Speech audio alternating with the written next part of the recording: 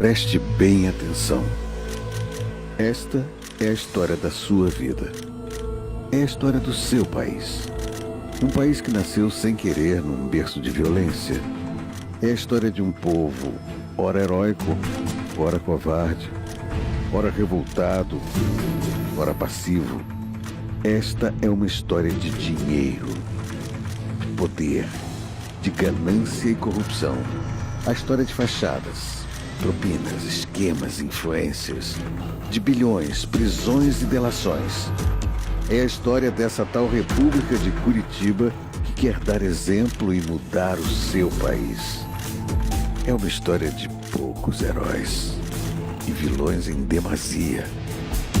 É um filme sobre a maior investigação de corrupção da história do seu país. Esta história poderia ser inventada. Poderia, mas infelizmente, esta é uma história verdadeira. Polícia Federal, a lei é para todos. Um filme de ficção, onde a semelhança não é mera coincidência. Olá, uma ótima tarde, seja muito bem-vindo. Hoje veja a entrevista ao Tomislav Blazik, produtor do filme, do aguardado filme Polícia Federal, a lei é para todos. Seja muito bem-vindo, Tom. Muito obrigado. Obrigado por ter aceito o nosso convite. Eu que agradeço. Também participa dessa conversa o Ulisses Campbell, repórter de Veja. Ulisses, tudo bem? Tudo bem. Bom, então vamos lá. Eu queria começar esse nosso papo, Tom, fazendo a pergunta que você mais ouviu seguramente até agora e é aquela que todo mundo que produz um filme, imagino eu, um livro, escuta. De onde veio a ideia? Por que filmar a Lava Jato, né? Essa operação que mexeu tanto com a vida dos brasileiros e ainda mexe? Na verdade, eu estava começando um filme sobre tráfico de drogas e armas, né? E nesse período, já preparando desse trabalho, surgiu a Lava Jato, né? Então eu vim acompanhando aquilo começou a me chamar muita atenção porque o processo foi aumentando gradativamente, tomou um tamanho tão grande essa história da corrupção que eu resolvi dar uma parada no outro filme, no outro projeto e falei, vou tentar o caminho de fazer esse filme sobre a Lava Jato, né? E aí comecei uma negociação com o doutor Leandro Daello, que é o diretor-geral da Polícia Federal, para ver se a gente conseguia um convênio na medida que a gente necessitava de fazer muitas pesquisas, muito material que era essencial para a gente poder contar essa história, os fatos reais, né? Porque normalmente você faz a pesquisa, você está voltado para a imprensa de um modo geral e ali estão as coisas pontuais. Mas como é que tudo isso aconteceu, né? O atrás dos bastidores, de que maneira esses fatos surgiram, né?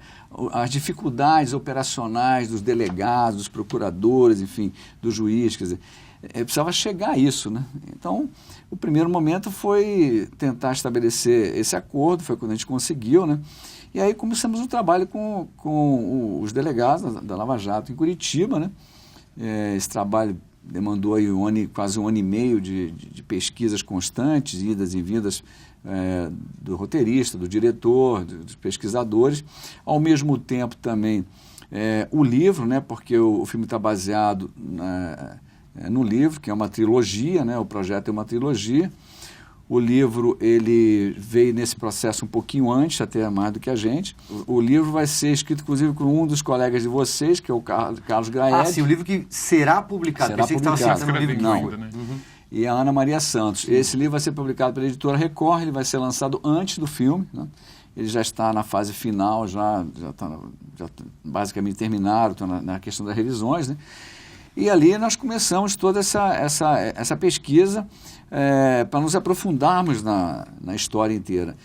E nós íamos parar o filme antes, seria ali talvez na 13ª operação, mas aquilo foi encorpando mais ainda.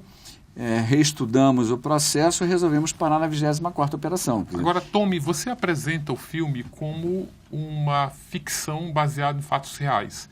Eu queria saber o que ele tem de ficção e o que ele tem de realidade. Bom, a ficção temos que entender o seguinte, fazer cinema, a gente tem que reduzir o número de personagens, né? Os heróis, né? Tudo isso você tem que reduzir. Então, se considerar, vamos dizer, que o filme vai pelo viés investigativo, que assim, no cinema nacional nós nem temos isso, quer dizer, a gente mal comparando seria como o FBI, né? A gente trilhando a história que os americanos estão acostumados a fazer, né? Esse processo a gente tem que enxugar. Então, tem alguns dos delegados que estão ali dentro, que eles não participaram de algumas operações, né? Então, você tem que ficcionar isso daí, né?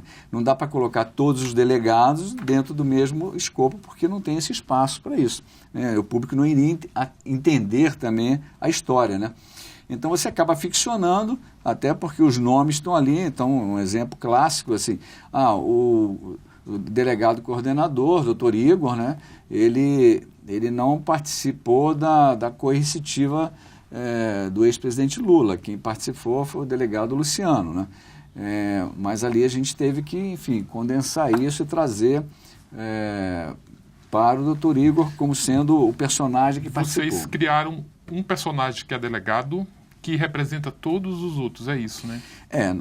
Tem vários delegados, né? Quer dizer, estamos ali com... Você tem ali um pouco do Márcio Anselmo com outros delegados, que, né? Aí você entra também com a Flávia Alessandra, que é a Renata e a Érica, e assim você vai com todos eles caminhando e enxugando esse processo até para ter um entendimento melhor, né? Você falou agora há pouco da coercitiva, e eu queria já introduzir esse assunto, aproveitando o Ulisses aqui na bancada, que foi autor de uma reportagem há 2 semanas, que justamente revelou ali o que foram os momentos da condução coercitiva do ex-presidente Lula.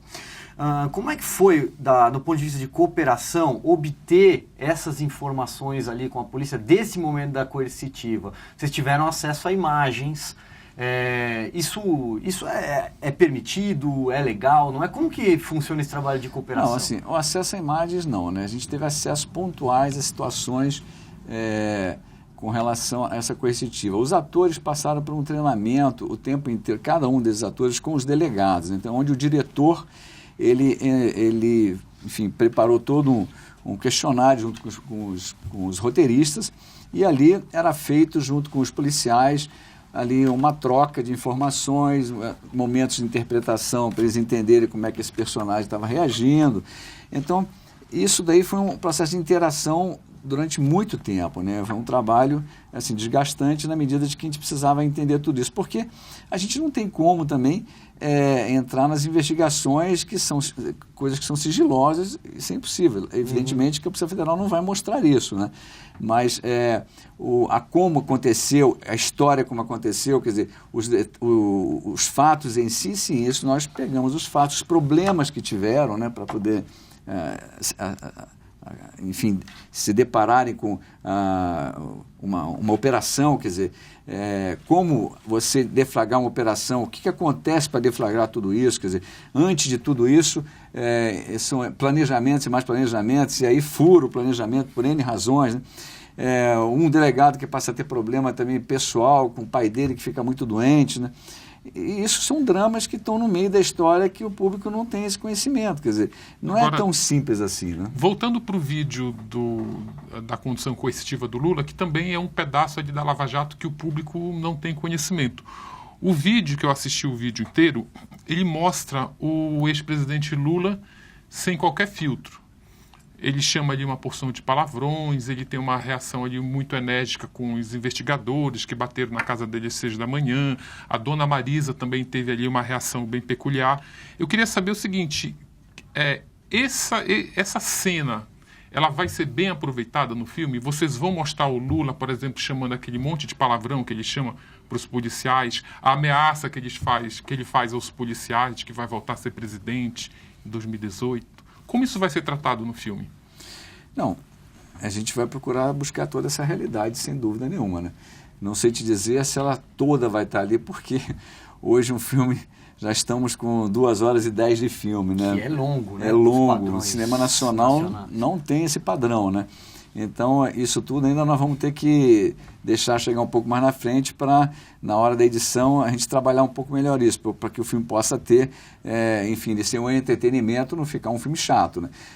Agora, evidentemente que não só o Lula, como outras ações que tiveram para trás, tanto dos empreiteiros e tudo mais, quer dizer, tiveram momentos inusitados ali dentro que são importantes também. E aí nós vamos ter que escolher, né? A escolha da Sofia, né? Vamos ver ali o que é melhor para ser colocado e o público poder entender, né? Deixa eu fazer uma pergunta que não quer calar, né? Quem financiou essa produção? A produção da Polícia Federal, a Lei é para Todos, e amplio a pergunta. Houve captação? Houve recurso público? Essa pergunta é fatal, né?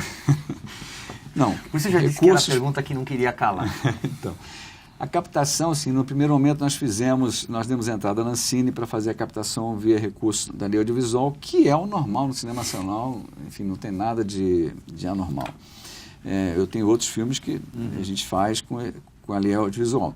Mas esse filme, realmente, ele acabou gerando uma temática extremamente complicada, né, difícil.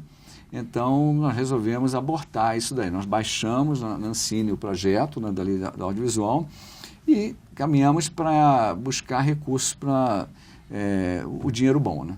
Então, esse dinheiro bom, evidentemente, tivemos inúmeras discussões sobre isso com os advogados e tal, pela temática e pelos próprios investidores, que eles são obrigados a assinarem um contrato de compliance, onde você, enfim, não pode ter nenhuma ligação com nenhum fato com relação a Lava Jato, qualquer coisa com corrupção, né, que venha gerar qualquer situação de desconforto, as multas são altas, mas para proteger, né, eles de um modo geral, porque o filme ele vai gerar uma polêmica, ele vai gerar, a gente sabe, nós estamos preparando, vai gerar alguns problemas. Aqui os investidores são investidores, isso aqui é um business para eles, eu tenho que dar taxa de retorno para eles, né? Então eu não posso expô-los a uma situação na qual eles possam correr riscos, né, na medida de que eles são meramente investidores que estão fazendo um projeto, como outro qualquer poderia ser, né? Então, esse processo ficou resolvido de, não, os investidores, nós não vamos divulgar os investidores, a não ser que haja algum deles tenha interesse em ser divulgado, mas na medida de que isso não é o padrão que a gente está imaginando, nem na medida de que tudo isso foi muito bem conversado antes, né? Mas, Tomi, não é o padrão também investidores que se recusam a associar a marca ao filme, né? Que, enfim... esses investidores eles vão ficar secretos a vida toda ou quando o filme for exibido no cinema vai ter lá apoio, o nome das empresas junto dos créditos? Quando não, esses investidores vão aparecer? Eu não sei te dizer.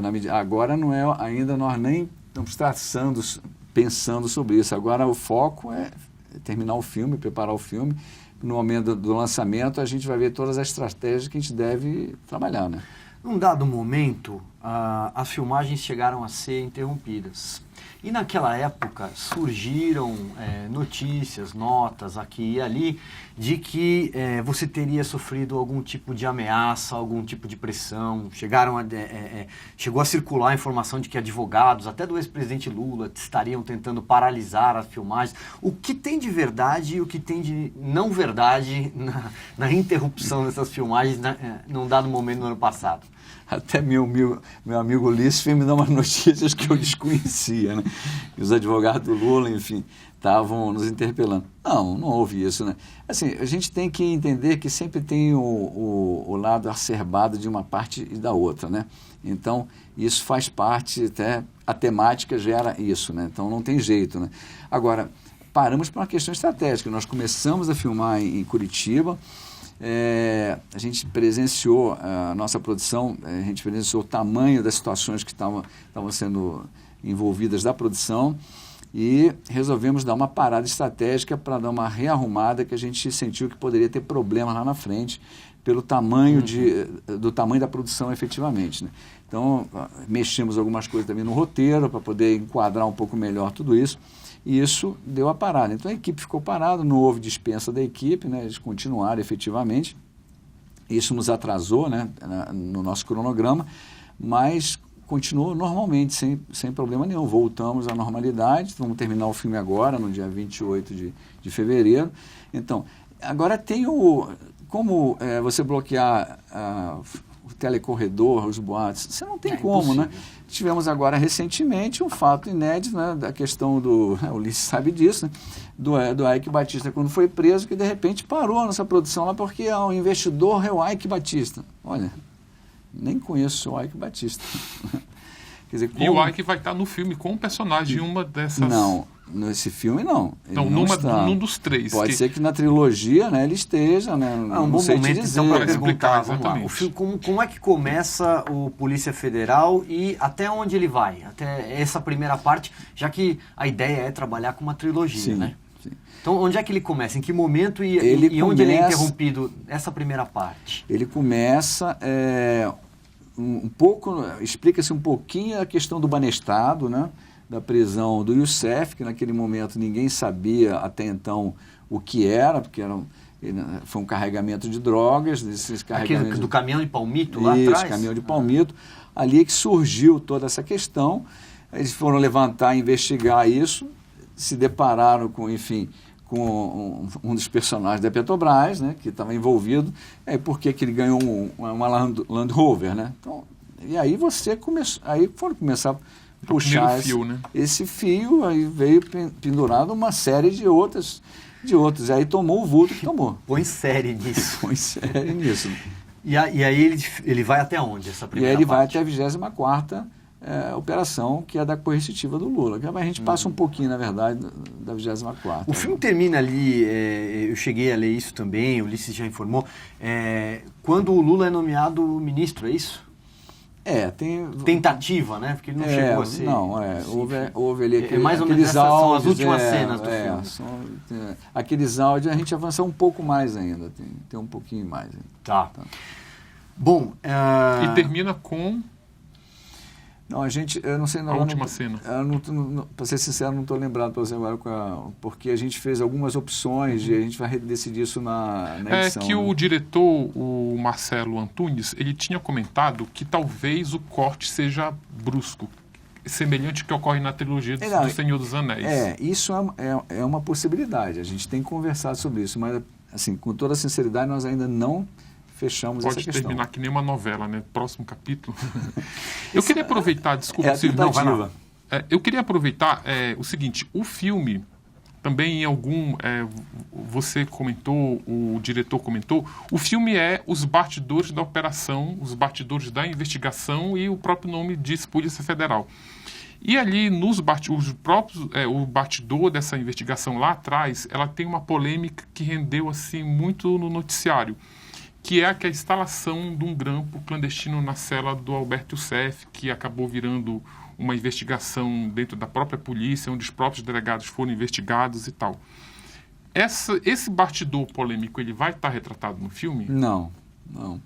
A gente não entra nisso, até porque ali isso foi uma coisa pontual, depois dentro da corregedoria interna da polícia, que isso teve uma investigação, não sei quantas andas isso, para ser sincero, a gente não acompanhou isso. Lá no início houve todo esse noticiário, essa coisa toda, mas nós não tivemos absolutamente nada, não entramos nesse mérito, porque assim, o filme, se você começar a considerar a história e for dividir os subplots, vão dar tantas coisas que não dá, a gente tem que escolher uma linha tênue para trabalhar, né? Então, se a gente for abrir demais a história, ninguém vai entender a história, e o filme não vai virar 2, vai virar 3 horas, 4 horas. Agora, uma das personagens mais excêntricas da Lava Jato, na minha opinião, é a Nelma Kodama. Enfim, ela vai ser... Ela está no filme também. Tá no filme. Tem uma atriz que... ela está no filme, também... Vamos ver até onde ela vai, se ela no corte ou não, né? Mas ela está porque não tem como deixar, né? Por falar em atores e atrizes, só para emendar na pergunta do Ulisses. Bom, esse primeiro filme tem ali o Ari Fontoura vivendo o ex-presidente Lula, né? Você tem o Marcelo Serrado vivendo o juiz Moro, a Flávia Alessandra, todos eles, né? Você já parou para pensar em quem serão os atores, as atrizes que vão representar, por exemplo, outros personagens que surgiram nas outras fases da Lava Jato ou que ganharam importância no cenário político posteriormente? Por exemplo, quem vai viver a ex-presidente Dilma Rousseff? Olha, não dá tempo de a gente fazer tudo isso.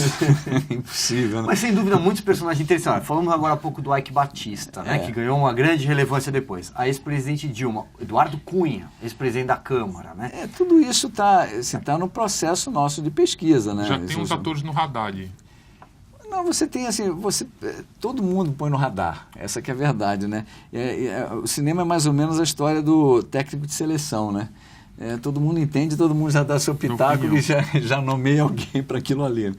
E não é muito bem assim, porque a gente fala assim, atores, eu posso ter aqui agora uma ideia, mas na prática não vai funcionar. E se eu for algum ator da TV Globo, eu tenho que ver no momento que eu vou estar filmando, ver se ele vai estar disponível para que ele possa estar no filme ou não, porque se ele estiver fazendo uma novela, não tem como poder encaixá-lo no filme. Então, isso Ainda nessa questão dos atores, Tommy, eu imagino que para escalar, porque a Lava Jato ela não é uma unanimidade, você vê aí que existe uma polarização. Para você escalar os atores que estão participando desse filme, você teve alguma dificuldade por questões ideológicas? Não, sim, que eu saiba comigo, ninguém falou de ideologia, né? Talvez por ser produtor, as pessoas não falam.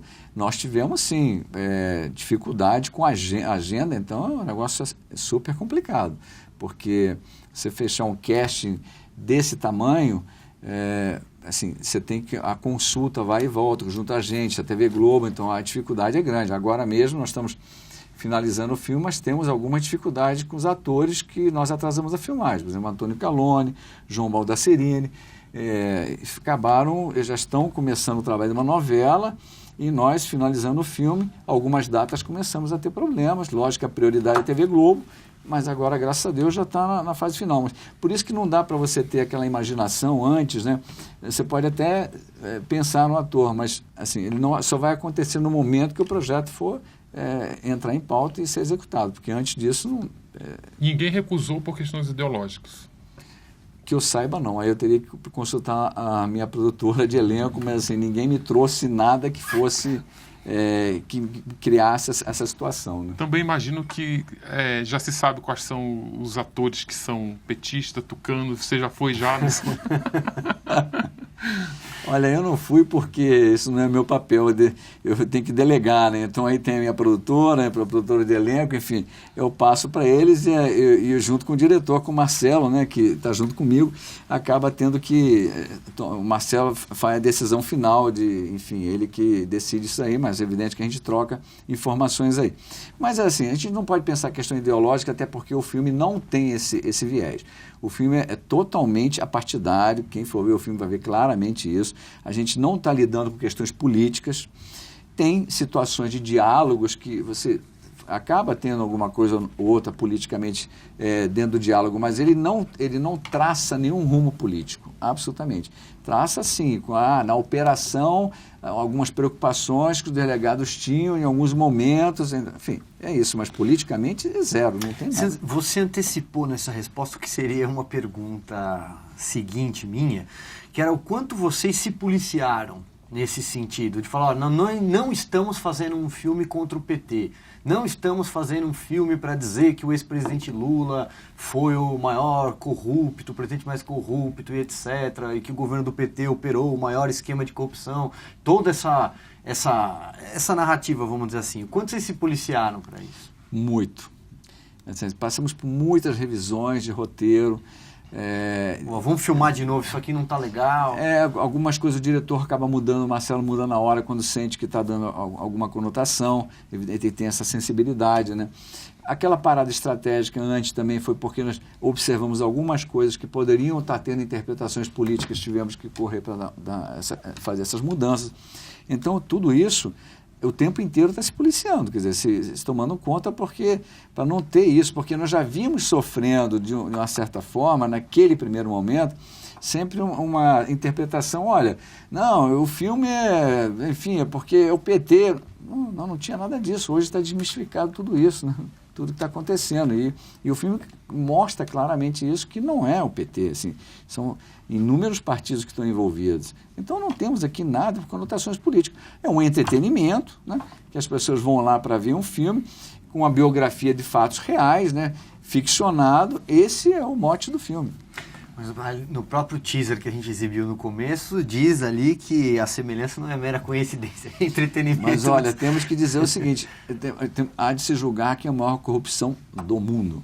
Né? Fato. Então, isso é um fato. Claro. Assim, é triste isso. A gente tem que viver uma situação dessa. Né? Então, trazer isso para a cena, para o cinema, para nós que não estamos habituados a isso, quem está acostumado a fazer isso são os americanos, e muito bem. Né? Então, assim, para o cinema nacional é um diferencial. Assim, diferencial no sentido de que não se trabalha muito com esse tipo de coisa, né? Então, mas é um fato que é histórico, eu acho que a gente tem que mostrar essa história, né? Você prevê que o filme, você bate nessa tecla de que não é um filme político e tal, apesar da Lava Jato em algum momento ali ser caracterizada como uma operação política. No início ela investigava bem mais partidos políticos da esquerda do que da direita, e existe uma polarização no país, isso todo mundo sabe. O senhor está preparado para enfrentar as críticas, para enfrentar associações que vão fazer de que o filme é político? Olha, quando a gente... Posso complementar? Principalmente porque a classe artística é uma classe muito engajada politicamente e boa parte dela é engajada, você sabe isso muito bem, né, Tony? Com partidos de esquerda, com ideologias de esquerda, então seguramente virão críticas. Lógico que a gente tem que respeitar, né, a opinião dos outros. Quem sou eu aqui para julgar, né? Todos nós temos as nossas crenças políticas, né? Na medida de que eu resolvo fazer um filme dessa natureza, eu tenho que estar preparado para isso. Haverão críticas? Haverão críticas, né? Positivas e negativas. Agora, a gente vai saber só quando o filme entrar no ar, o que vai sobrepor mais, né? O positivo ou o negativo, né? O intuito qual é? Não, o intuito, continuo dizendo assim, nós queremos mostrar os fatos reais, quer dizer, a situação para que a população, de um modo geral, a sociedade possa pensar melhor no futuro, né? Quer dizer, em quem vão votar, de que maneira como votar, quer dizer, é uma triste realidade. Então, aqui nós estamos mostrando uma realidade que é muito ruim para o país. Então, cabe a todo mundo fazer seu julgamento pessoal e aí realmente tomar suas decisões lá na frente, quer dizer, porque nós não queremos fazer algo que, estamos influenciando fulano ou ciclano, não é isso. É para que a sociedade venha a repensar do que está acontecendo no país. Né? A gente caminha para o finzinho aqui da nossa conversa. Queria te perguntar, então, em relação ao cronograma, mais ou menos datas, e também já jogando para frente, não só esse primeiro, afinal de contas, a Lava Jato tem mais fases do que... Pode ser que ninguém sabe quando a Lava Jato vai acabar, né?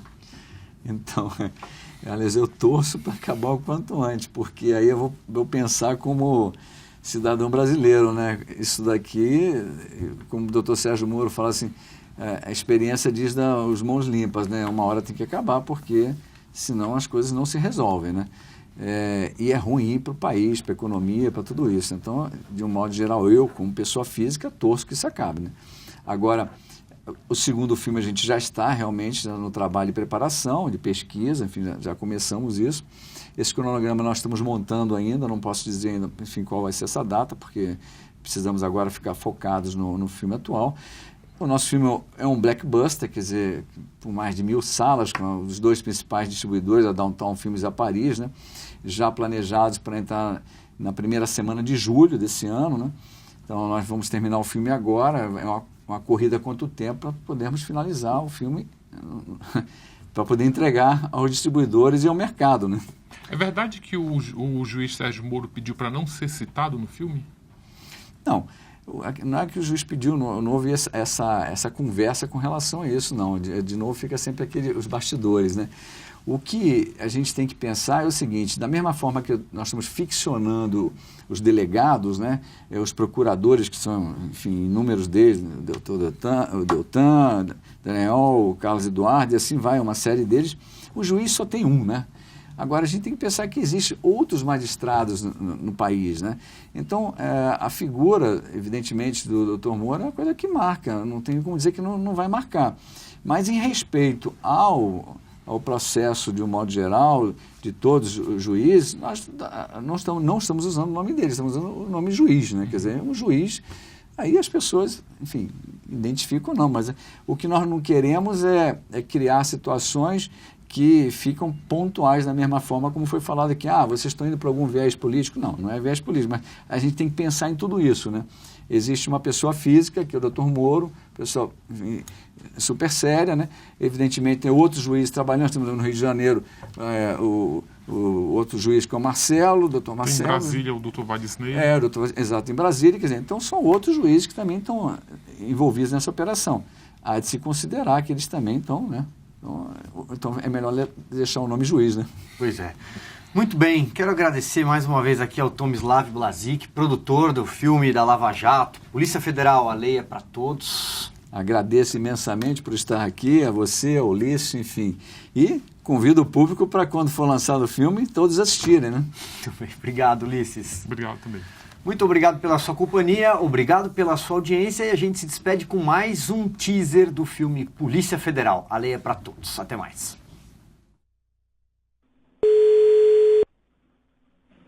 Alô? Alô? Você mesmo que eu quero falar. Pô, o deputado já ganhou dele. Cadê os meus 5%? É que tá difícil de mandar dinheiro pra fora agora. A única coisa que eu sei é que todo mundo já ganhou, menos eu. Como é que fica? Calma. Assim que der, você vai receber. Pra onde é que eu mando? Pra Suíça? Não, pra Suíça não. Manda pras ilhas. Que é isso, cara? Que país é esse? No Brasil, se não fizer a ser, não se coloca mais de 100 mandados de prisão. Era uma regra do jogo onde para você obter o contrato você tinha que pagar. Mais de 20 bilhões de reais. 484 mandados de busca e apreensão. 117 de condução coercitiva. Maior operação policial de combate à corrupção já vista. Era o esquema junto à Petrobras. A fase da Operação Lava Jato foi deflagrada no dia 17, acumulando mais de 990 anos de prisão em penas acumuladas. Olha só, eu falo, mas eu quero um acordo.